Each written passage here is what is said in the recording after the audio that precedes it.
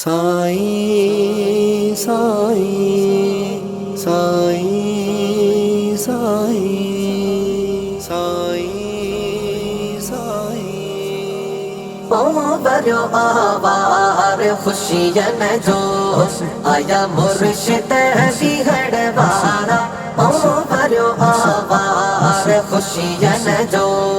सजायो आ सेहन जन ले सजायो आ सेहन जन ले पुजी व्यासे पीरी प्यारा बरो आवार खुशियन जो आया मुर्शिद दी गढ़वारा बरो आवार खुशियन जो लखे एहसान अल्लाह जा आया मिस्कीन दे मिठड़ा लखे एहसान अल्लाह जा आया मिस्कीन दे मिठड़ा उमें तू आसड़ू पूर्यो उमें तू आसड़ू पूर्यो तियों वया दर्दड़ा सारा बरो आवार खुशियन जो आया मुर्शिद दी गढ़वारा बरो आवार खुशियन जो सजायो आ सेहन जन ले सजायो आ सेहन जन ले पुजी व्यासे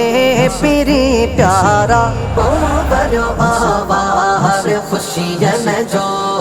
आया मुर्शिद दी गढ़वारा बरो आवार खुशियन जो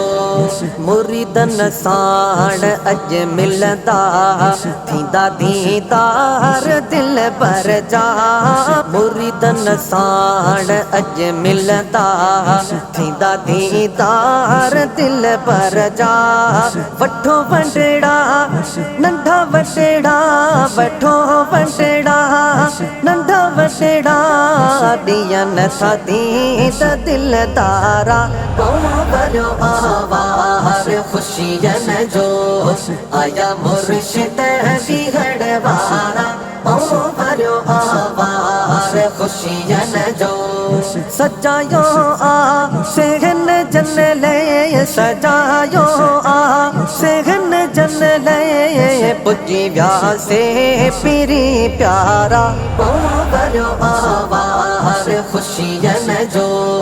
आया मुर्शिद दी गढ़वारा बरो आवार खुशियन जो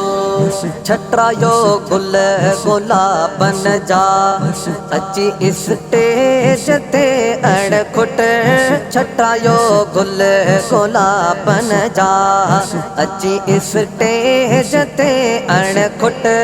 जाथे सोहणा अची वेहदा जाथे सोहणा अची वेहदा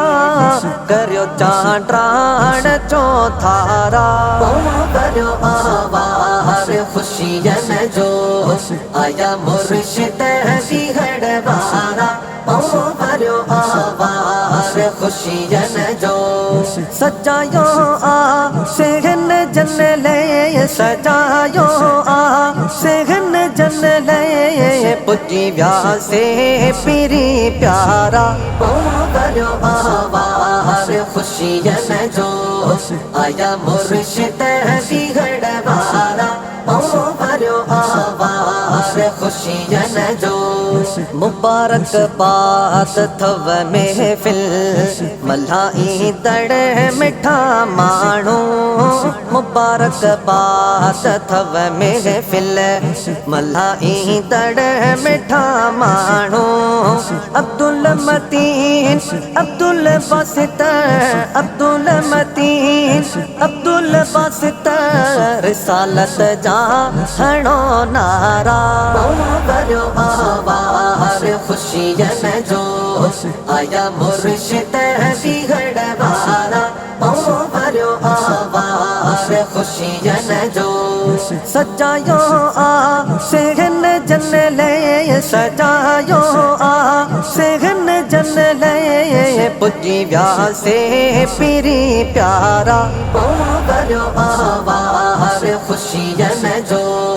आया मुर्शिद दी गढ़वारा ओ भरो आवार खुशियन जो कतारे काफलो हलदा हशर में हबीब दे